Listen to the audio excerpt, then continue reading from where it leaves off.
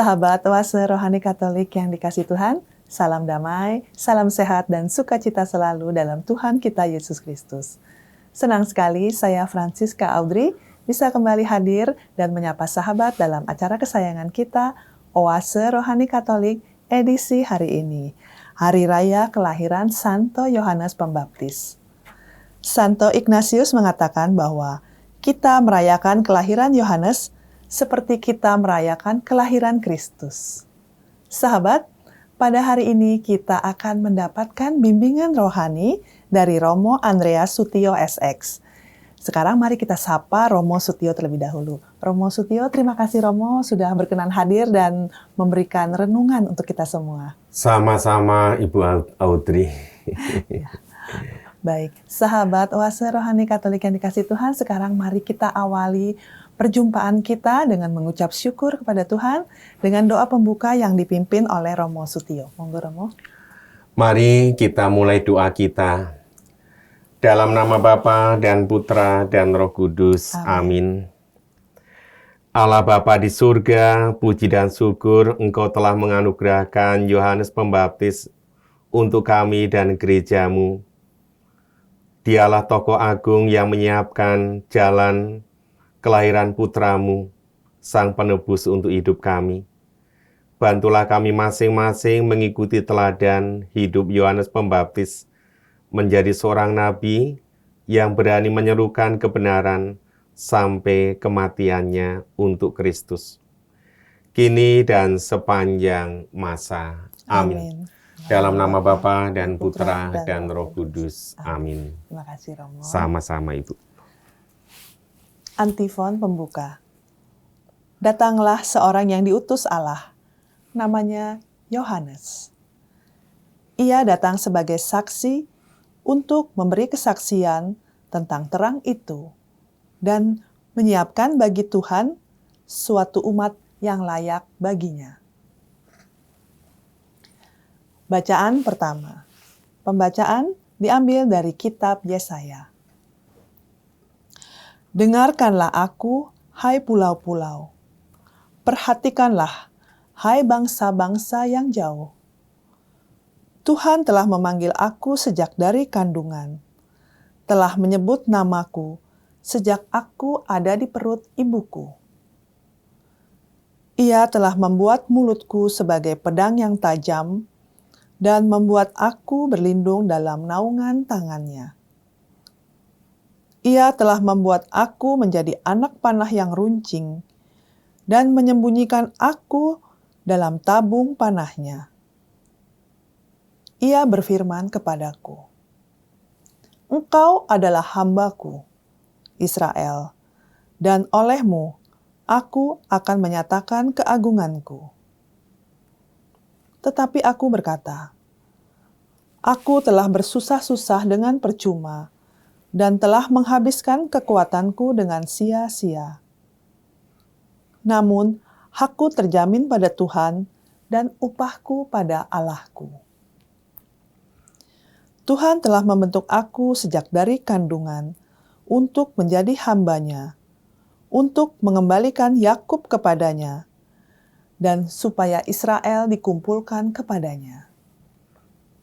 Maka aku dipermuliakan di mata Tuhan, dan Allah yang menjadi kekuatanku sekarang berfirman, terlalu sedikit bagimu kalau hanya menjadi hambaku, untuk menegakkan suku-suku Yakub dan untuk mengembalikan orang-orang Israel yang masih terpelihara.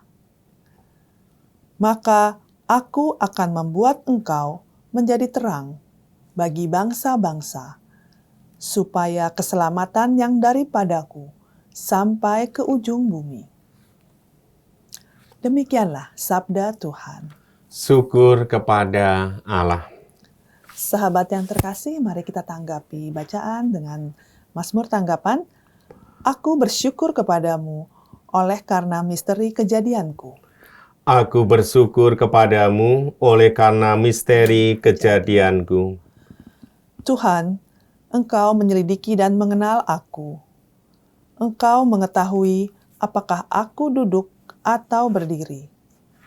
Engkau mengerti pikiranku dari jauh. Engkau memeriksa aku kalau aku berjalan dan berbaring. Segala jalanku kau maklumi.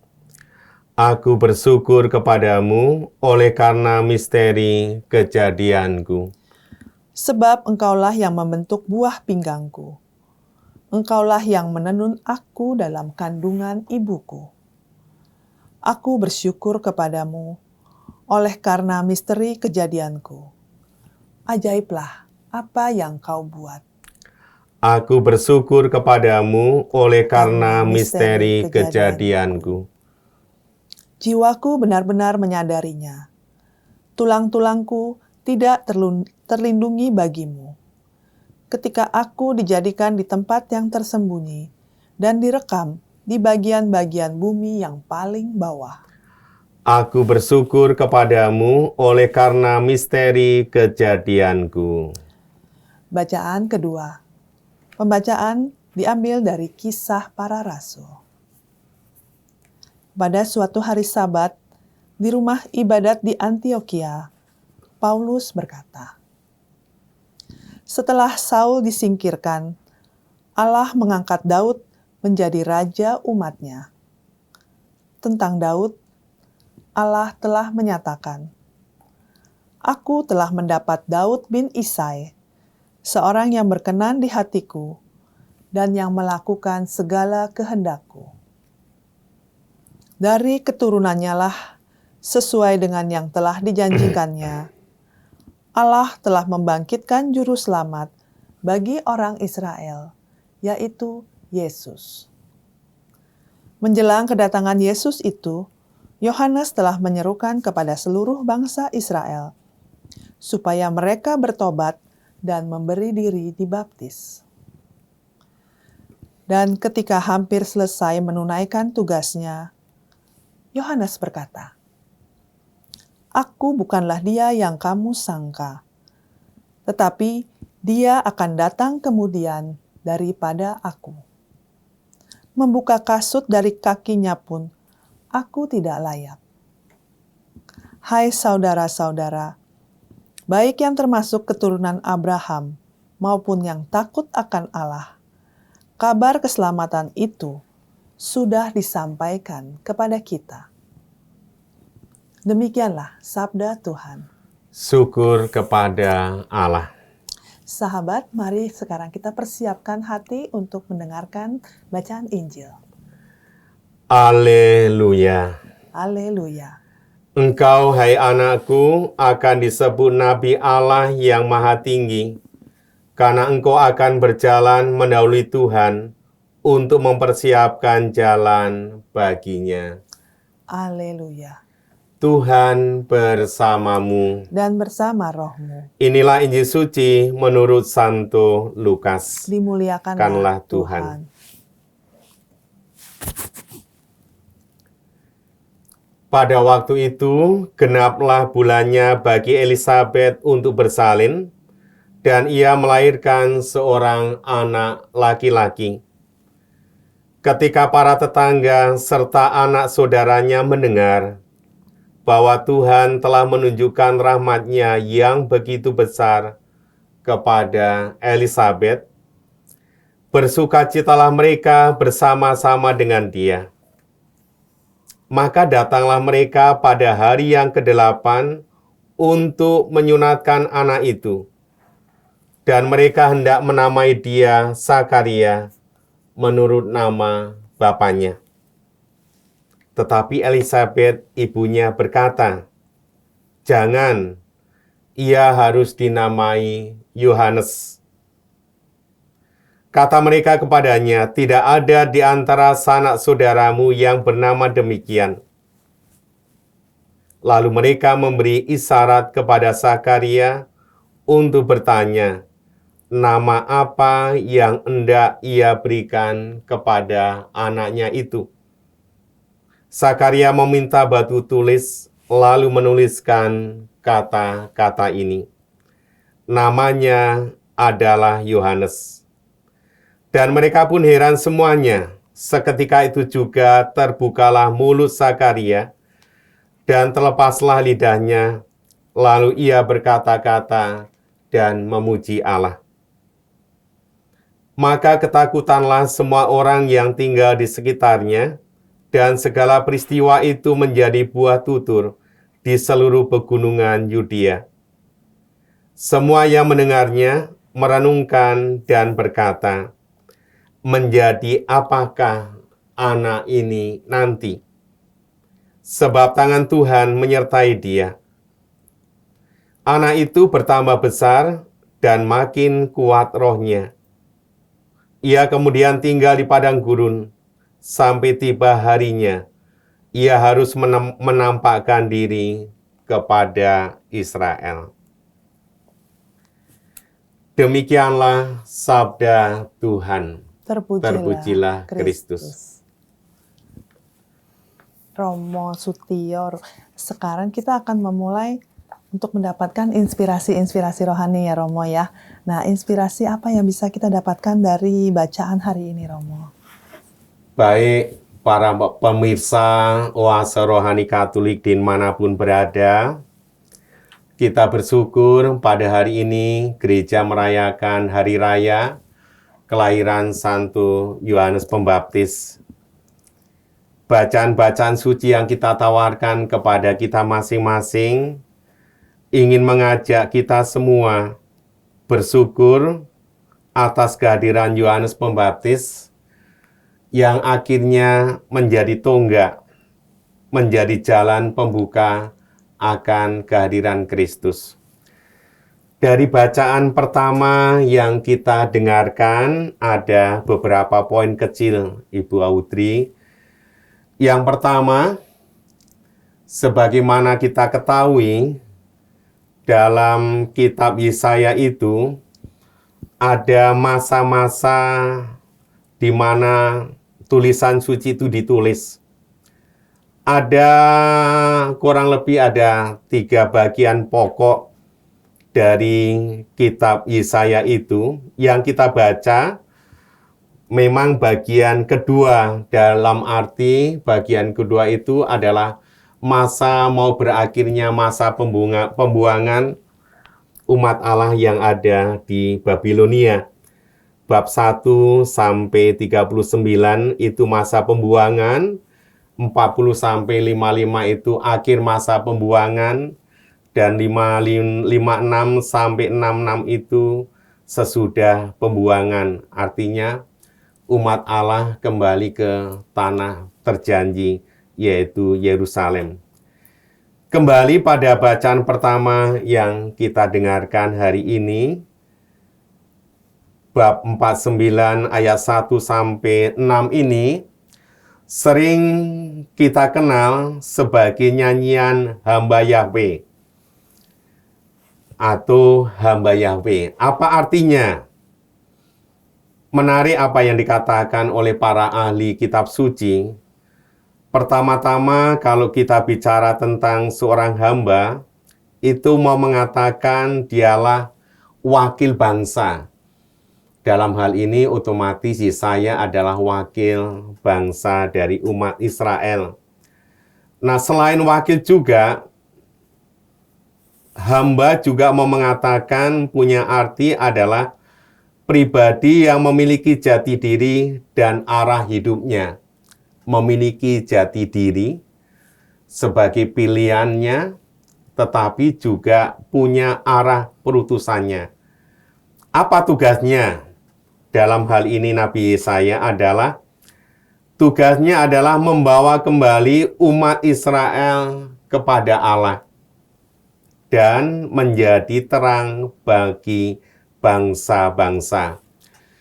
Bahwa dalam bacaan tadi kita dengarkan bagaimana ada keluh kesah tentang situasi dirinya, tentang pribadi Yesaya, pasti itu sesuatu yang manusiawi, bahwa saat harus menjalankan tanggung jawab dan perutusan itu, memang ada tantangan, ada kesulitan, dan penderitaan itu sendiri. Dan menarik, kalau kita mendalami sejenak tentang makna hamba Allah, itu dalam kitab suci, seorang hamba itu memiliki peran kehormatan, memiliki martabat mulia di dalam pandangan Tuhan. Ada hamba Saul, Yakub, dan seterusnya, itu kan tokoh-tokoh besar dalam perjanjian lama yang menemani, membimbing umat Allah itu sendiri. Demikian juga Yesaya kita sebut sebagai hamba Yahweh atau hamba Allah, karena sekali lagi dia memiliki tanggung jawab untuk menyerukan kebenaran, menyerukan nilai-nilai hidup, dan akhirnya juga menuntun umat Israel untuk kembali ke tanah terjanji. Apa yang dikatakan dalam salah satu nats tadi tentang bahwa dia itu memiliki martabat atau memiliki panggilan dan tanggung jawab, dikatakan, "Engkau adalah hambaku Israel, dan olehmu aku akan menyatakan keagungan." Kata-kata ini keluar dari mulut Allah yang ditujukan kepada Yesaya, bahwa dia adalah hamba dan menyatakan keagungannya karena cinta Tuhan kepada umat Allah perjanjian lama itu. Ini kurang lebih gambaran sederhana bagaimana seorang hamba Allah, sekali lagi, adalah pribadi yang berkualitas, pribadi yang dipilih Allah, pribadi yang memiliki tanggung jawab dengan segala perutusan dan konsekuensinya. Maka Yesaya menyadari bahwa dia sebagai hamba Allah memang dipanggil untuk menyatakan keagungan Allah itu sendiri bagi umat yang didampingi. Kurang lebih demikian, Bu Audrey, tentang bacaan pertama dari teks Yesaya kita. Ya. Baik, berarti yang dimaksud hamba Allah dalam bacaan ini adalah Yesaya ya, Romo ya. Nah, kemudian saya jadi berpikir begitu ya, Romo ya. Korelasinya atau maksudnya berarti kan tugas sebagai seorang hamba Allah itu kan berat sekali tugas dan tanggung jawabnya ya, Romo ya. Nah, korelasinya dengan saat ini, dengan zaman sekarang, apakah memungkinkan atau mungkin kalau di zaman sekarang tuh siapa sih yang dimaksud dengan hamba Allah, atau apakah memungkinkan begitu, Romo? Baik, para pemirsa rohani Katolik dimanapun berada, tentu pertanyaannya berat. Maaf, Romo. Tidak akan serta-merta kita berani mengatakan sebagai hamba Allah. Mungkin lebih sederhananya kalau kita saya adalah sebagai umat Katolik ya. Karena sekali lagi ketika kita menempelkan hamba Allah, itu sekali lagi ada tanggung jawab, dan hamba Allah itu utusan yang memang tanda petik dikhususkan oleh pribadi-pribadi yang dipilih Allah. Bahwa zaman sekarang hidup kita dengan segala perjalanan sejarah, orang yang berani mengatakan aku ini hamba Allah, itu juga baik ya. Karena dengan mengatakan diri kita sebagai hamba Allah, kita mau sepenuhnya mengikuti rencana Allah dalam hidup kita. Kita mau bertanggung jawab atas pilihan iman kita bersama Kristus, dan kita juga harus berani menjadi saksi ya. Hamba Allah kan dengan sendirinya orang ditantang untuk dirinya sendiri menyadari karya Allah yang sudah begitu agung. Tapi di lain pihak, hamba Allah juga mengajak kita untuk mewujudkan, dalam bahasa sederhananya adalah menjadi utusan-utusan untuk kabar gembira bagi orang-orang di sekitar kita. Boleh saja Mbak ya. Ya, tapi sekali lagi pasti ada kriterianya. Zaman sekarang orang berani mengatakan, ini loh, aku hamba Allah.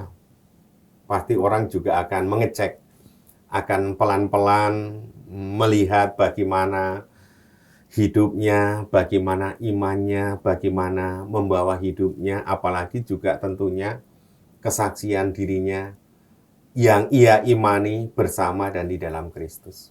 Kalau Ibu Audrey siap menjadi hamba Allah, wah hebat juga. Takut Romo, tugas tanggung jawabnya banyak sekali, berat. Tapi ya kita harus berusaha ya Romo Berusaha, ya. Maksud setuju. saya, walaupun mungkin kelihatannya berat, tapi kita harus ada usaha ya. Setuju, Walaupun setuju. jangan kelihatannya berat langsung mundur, nggak boleh ya Romo ya, kayak gitu ya. Setuju, Mbak, Ibu. Baik, baik. Oke, jadi kita tetap diingatkan untuk selalu, ya walaupun kita mempunyai satu tugas dan tanggung jawab yang berat ya sebagai seorang Katolik ya Romo Katolik, ya. betul, Ibu. Iya, jadi dengan demikian dalam segala tingkah laku, tindakan, keimanan kita harus menunjukkan bahwa kita adalah seorang Katolik, seorang pengikut Kristus, begitu ya. Baik, sahabat Oase Rohani Katolik yang dikasihi Tuhan, kita akan jeda sejenak untuk mengendapkan inspirasi-inspirasi yang disampaikan oleh Romo Sutio di sesi yang pertama. Kita akan lanjutkan untuk mendapatkan inspirasi lebih lanjut di sesi yang kedua. Tetaplah bersama kami.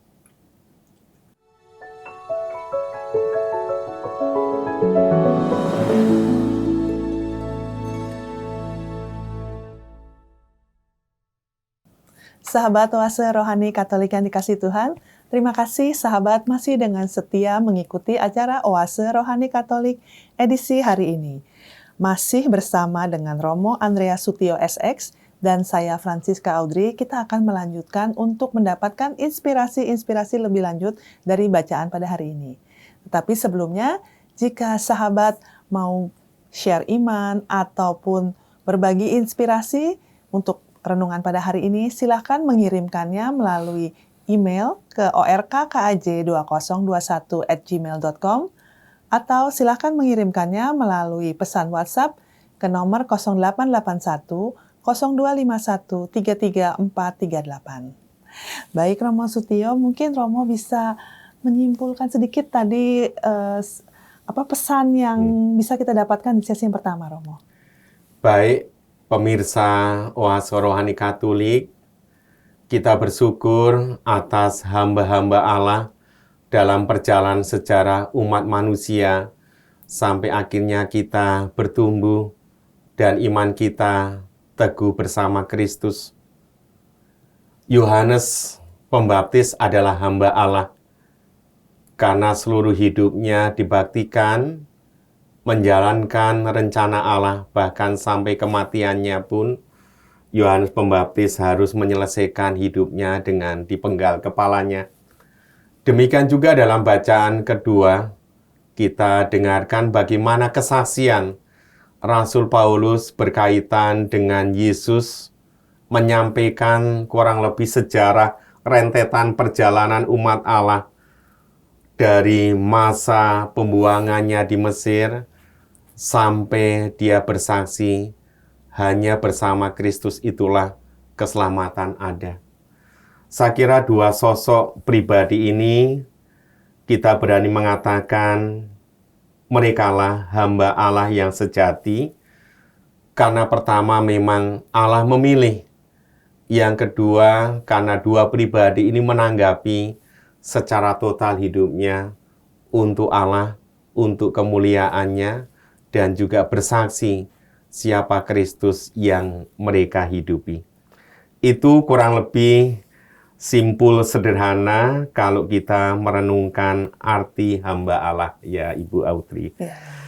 Lalu bagaimana tentang sosok Santo Yohanes Pembaptis yang kita rayakan hari ini? Tentu dalam bacaan kedua tadi juga kita dengarkan bagaimana Rasul Paulus dengan kedalaman imannya, dengan kedalaman pengetahuannya, dia juga tidak meninggalkan peran dari Yohanes Pembaptis. Dan kita tadi mendengarkan bagaimana Rasul Paulus pun mengatakan tentang Yohanes Pembaptis.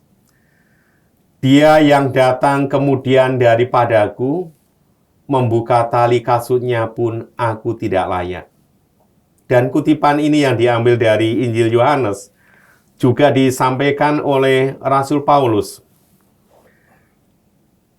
Aku bukanlah dia yang kamu sangka, tetapi ia akan datang kemudian daripadaku. Membuka kasut dari kakinya pun aku tidak layak. Ada kemiripan ya.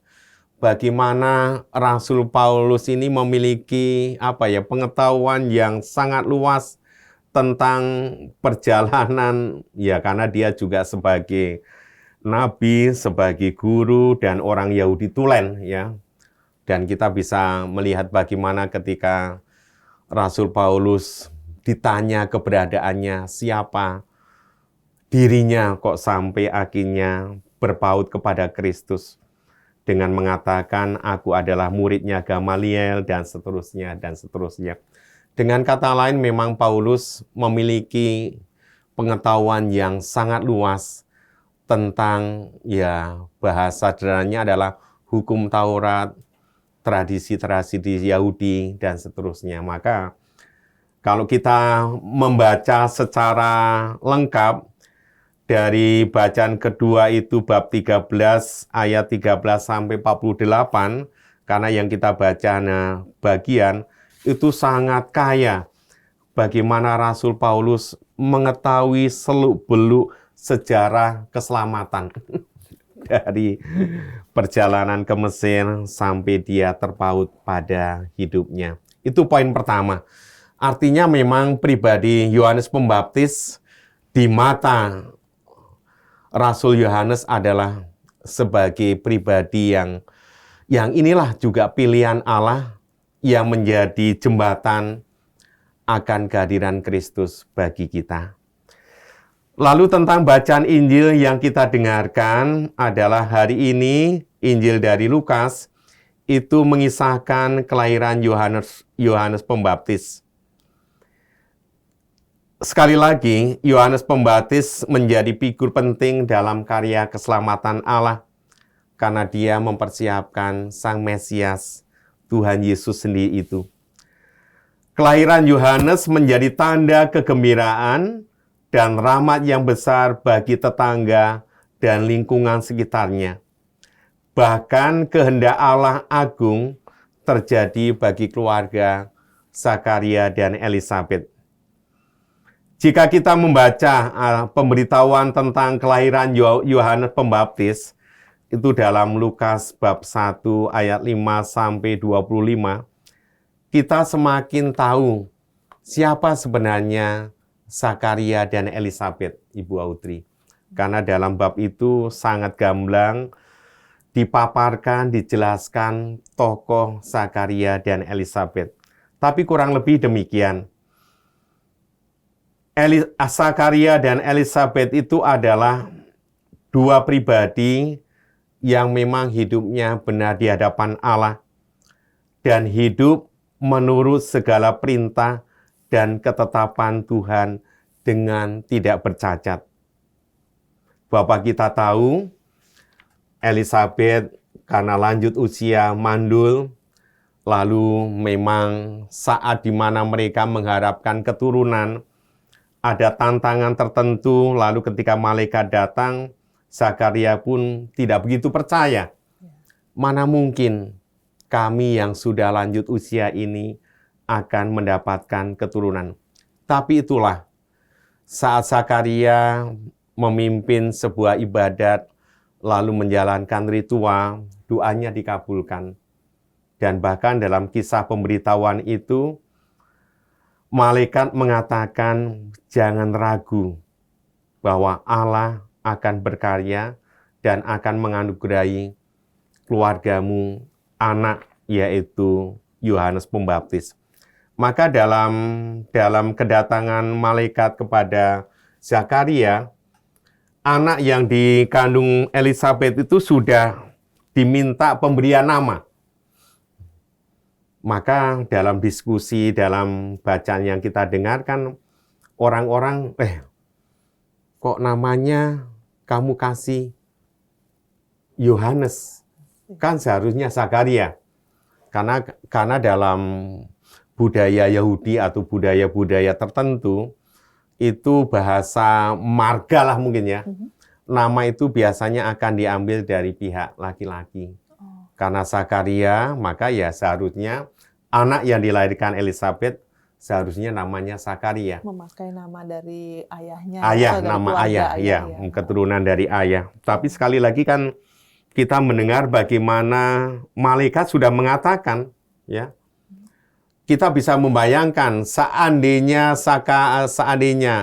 Zakaria tadi menulis buku Zakaria, mungkin dia akan bisu, mungkin dia selamanya mungkin dalam situasi yang barangkali tidak terjadi. Tapi saya kira itu adalah bentuk pertobatan, ya. Bentuk pemberian diri Zakaria mengikuti apa yang dikehendaki Allah dalam dirinya. Dia tidak mempertahankan harus anakku sesuai namaku, ya. Ini kan ungkapan kerendahan hati dan keberanian mendengarkan rencana Allah yang disampaikan oleh malaikat. Yohanes sendiri itu berarti Yahweh yang bermurah hati.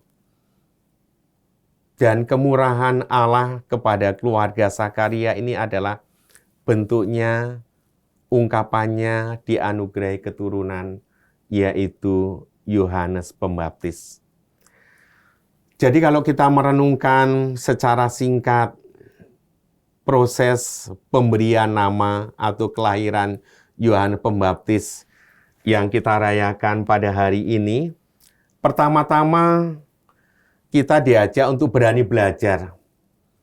Belajar dari keluarga Zakaria, dari keluarga Elizabeth. Apa yang kita pelajari? Pesannya jelas adalah Zakaria dan Elizabeth pribadi yang taat dan percaya. Mengikuti apa yang diminta malaikat yang terjadi. Kemudian yang menarik pula adalah dalam segala rencana Allah itu, Zakaria menanggapi dengan doa. Ya. Bukankah Yesus sendiri mengatakan dan meminta kepada kita, janganlah jemu-jemu berdoa. Ya. Jadi saudara-saudari pemirsa Oase Rohani Katolik, dimanapun berada, Allah pasti memiliki rencana, ya, rencana bagi kita masing-masing. Bahwa ada keluarga-keluarga Kristiani yang sampai saat ini tidak dianugerahi keturunan, itu tentu sesuatu misteri yang barangkali tidak bisa kita paksakan, ya.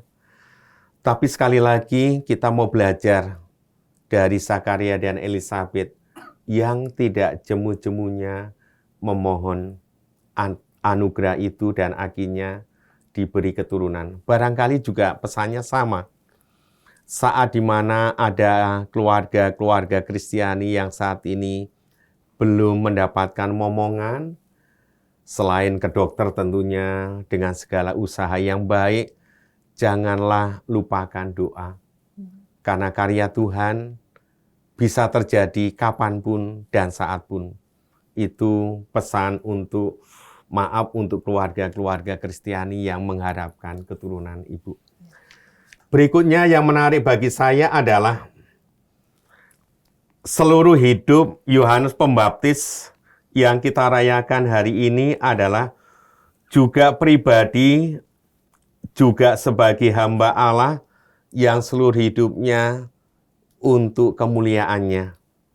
Kalau kita membaca pribadi Yohanes Pembaptis, sebenarnya dia punya kesempatan untuk menelikung ya sebenarnya ya. Iya, betul. Karena dia lahir lalu banyak masanya, banyak orang-orang yang katakanlah juga tertarik dengan sosok Yohanes Pembaptis. Tetapi itu tidak dilakukan. Dalam bahasa yang sangat sederhana, dia yang akan datang lebih daripada aku. Saya kira ini adalah ungkapan hati bagaimana Yohanes Pembaptis tahu arah panggilannya bahwa dialah pembuka jalan untuk karya keselamatan Allah di dalam diri Kristus itu sendiri. Itu yang kita syukuri tentang sosok Yohanes Pembaptis yang kita rayakan hari ini, Ibu Audrey. Tapi saya merasa ini ya Romo, maaf saya potong sedikit ya. Sesuatu pribadi Zakaria dan Elizabeth tuh pribadi yang sangat luar biasa. Karena pertama, mereka tahu bahwa mereka sudah berusia lanjut. Tapi Betul. mereka tetap percaya dan berharap kepada Tuhan untuk Betul. mendapatkan keturunan. Kemudian pada saat diberikan, ragu ya. Sesuatu yang aneh kalau menurut saya ya. Meminta, begitu dikasih kayaknya jadi kok dikasih sih gitu, mengganggukan. Dan Zakaria diberi waktu untuk berproses untuk menerima kehendak Tuhan. Kemudian pada saat Yohanes Pembaptis dilahirkan, dia menyerahkan sepenuhnya dengan memberikan nama sesuai dengan permintaan malaikat. Dia memberikan sepenuhnya Yohanes ke tangan Tuhan. Dan dalam seperti tadi Romo katakan, dalam perkembangan selanjutnya kan bisa melikung dan segala macam, tapi dia tetap mendidik Yohanes Pembaptis sesuai dengan apa yang Tuhan rencanakan, begitu ya. Sangat luar biasa ya Romo ya. Bu Audrey. Betul. Saya setuju apa yang dikatakan Ibu Audrey. Dalam rencana Allah, kadang-kadang secara manusiawi kita pun kadang-kadang ada tarik ulur ya. Betul. Karena kemanusiaan kita kan tidak selalu mudah langsung bersambung pada rencana Allah. Betul. Demikian juga mungkin yang dialami oleh Zakaria dan Elizabeth sebagai pribadi, sebenarnya dia punya hak untuk meneruskan silsilah keluarganya ya. Tapi sekali lagi dia berteguh akan suara Allah melalui malaikat.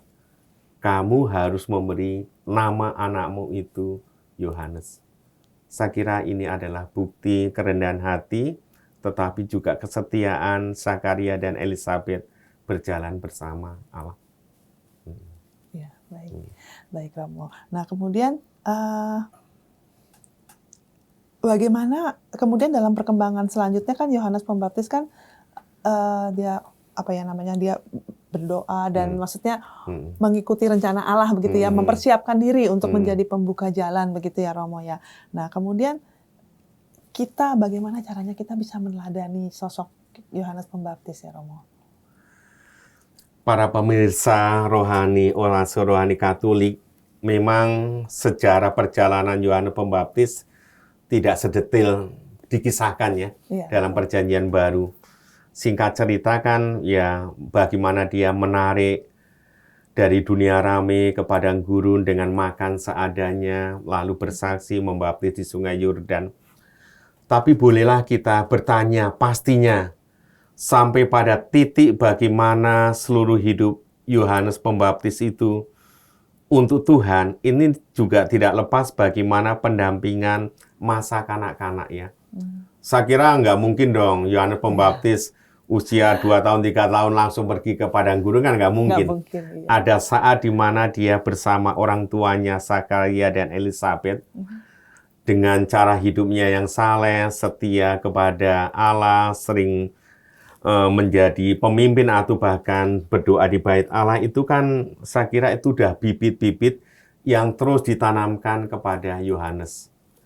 Lalu pada titiknya memang akhirnya Yohanes tahu ini loh rencana Tuhan yang disampaikan malaikat kepada orang tuanya dan orang tuanya menyampaikan kepada Yohanes Pembaptis. Bagaimana dinamika menemukan diri, bagaimana dinamika bahwa Yohanes akhirnya bahasanya itu kepada Kristus, tentu itu proses yang tidak bisa dielakkan ya Ibu Audrey ya. Demikian juga hidup kita. Pada saat kita berjalan, pada saat kita masa-masa tertentu di mana kita juga mengalami titik kering atau mungkin juga krisis dan seterusnya. Tapi ya itulah berani mengolah ya. Berani mengolah. Saya yakin juga Yohanes Pembaptis sebagai manusia juga pasti mengalami titik-titik di mana dia diuji yang kadang-kadang apalagi tinggal di padang gurun seorang diri dengan makan secukupnya dan seterusnya kan itu bukan perkara mudah. Demikian juga kalau saya tadi menangkap pertanyaan Ibu Audrey, bagaimana kita mau belajar dari Yohanes Pembaptis ya? Mari kita syukuri apa yang sudah dididik oleh orang tua kepada kita masing-masing, bagaimana kita harus ke gereja dan seterusnya. Lalu pada titik tertentu orang tua kita juga mengarahkan, kalau mau jadi anak Katolik itu harus gini dan seterusnya. Lalu pada titik tertentu kita akan tahu apa artinya menjadi orang Katolik yang mendatangkan kedamaian, mendatangkan keselamatan. Karena itu pilihan yang sekali lagi tidak saja itu bertumbuh, tetapi itu adalah kunci bagaimana kita berproses dewasa menjadi orang Katolik beriman. Butuh waktu, Bu Audrey. Butuh waktu, butuh proses, butuh kesadaran diri juga ya, Romo ya. Soalnya kalau tanpa kesadaran diri sulit tidak sekali ya. jadilah. Iya, betul. Dan butuh ya itu pasti ya, jatuh bangun betul, dan setuju. kadangkala banyak orang, bukan banyak orang ya, kadangkala orang begitu pada saat jatuh dia mempertanyakan ya di mana Tuhan, begitu ya Romo ya. Betul. Seperti yang tadi Romo katakan ya, Yesus mengatakan untuk supaya kita tidak jemu-jemu berdoa begitu ya, karena pasti semua doa kita tuh pasti didengar ya, gitu ya Romo ya. Setuju. Baik. Nah mungkin Romo bisa memberikan sedikit kesimpulan Romo dari bacaan hari ini Romo. Satu hal menurut saya ya, tangan Tuhan selalu menyertai hidup kita. Dan itu harus menjadi kepercayaan kita sebagai orang Katolik. Kalau ini tidak menjadi pegangan kita, bahwa Tuhan seakan-akan meninggalkan kita, maka ya arah hidup kita pun nggak jelas ya. Bahwa Yohanes Pembaptis dari lahirnya dengan peristiwa yang agung sampai pada titik pemberian dirinya mati, dipancung ya bahasanya kan gitu. Bukankah itu juga ungkapan konkret bahwa Allah sebenarnya tidak meninggalkan dia? Kalau saya umat Katolik semakin menyadari penyertaan Allah, maka tangan Tuhan itu juga akan membawa berkat ya. Berkat akan terjadi saat dimana kita pun juga berani berseru ya. Seperti Zakaria, seperti Elizabeth, bahkan juga berani jujur apa adanya, apa yang kita alami, yang kita rasakan. Maka mudah-mudahan saat kita merayakan hari raya kelahiran Yohanes Pembaptis, kita juga merayakan hidup kita. Lahir dari mungkin pengalaman yang tidak sehat, tetapi kita rindu pada tanggung jawab. Seperti yang juga dihidupi oleh hamba Allah, baik Yesaya, baik Yohanes Pembaptis, baik Rasul Paulus. Ini kan pribadi-pribadi sebagai pilihan-pilihan Allah, tetapi tidak lari dari tanggung jawabnya. Sakramen baptis yang kita terima itu juga ungkapan bahwa kita semartabat ya Ibu Audrey ya. Tapi juga tidak selalu mudah kita merawat permandian yang kita terima. Walaupun kita diangkat sebagai imam, raja dan nabi, ada saat-saat tertentu bahwa sakramen baptis itu tidak kita syukuri. Ya Katolik ya Katolik. Tapi bagaimana saya dan kita semua untuk merasakan meterai itu harus terus yuk kita kembangkan, kita rawat. Saya kira begitu Bu Audrey, 21 kalimat sederhana untuk renungan kita bersama pada hari ini. Baik Romo, sungguh renungan yang luar biasa dan ya sekali lagi ya saya diingatkan akan makna dari sakramen baptis tersebut ya Romo. Kadang-kala kita seperti tadi Romo katakan, kadang-kala lupa ya Romo ya bahwa kita dibaptis, kita sudah dimeterai, tapi di samping meterai tersebut ada tugas tanggung jawab yang harus diemban ya, dan harus dilaksanakan. Dan dilaksanakan. Ya. Baik, sahabat Oase Rohani Katolik yang dikasihi Tuhan, kita sudah sampai di penghujung edisi pada hari ini. Dan tadi yang seperti Romo Sutio katakan, kita sebagai seorang Katolik, kita punya tugas tanggung jawab yang sudah dimeteraikan oleh Allah pada saat kita semua dibaptis. Dan itu semua ditujukan untuk supaya kita bisa bersatu dengan Allah Tuhan kita. Sahabat, sahabat Oase Rohani Katolik yang dikasihi Tuhan, kita akan tutup untuk pertemuan kita pada hari ini dengan doa penutup dan berkat Tuhan melalui Romo Sutio. Silakan Romo. Mari kita berdoa. Dalam nama Bapa dan Putra dan Roh Kudus. Amin. Syukur kepadamu Tuhan, Engkau telah menganugerahkan Yohanes Pembaptis, menganugerahkan Nabi Yesaya, Rasul Paulus. Merekalah pribadi-pribadi yang menyuarakan, mendampingi umat-Mu, sampai akhirnya mereka dan kami berjumpa dengan Sang Mesias Yesus Kristus untuk hidup kami.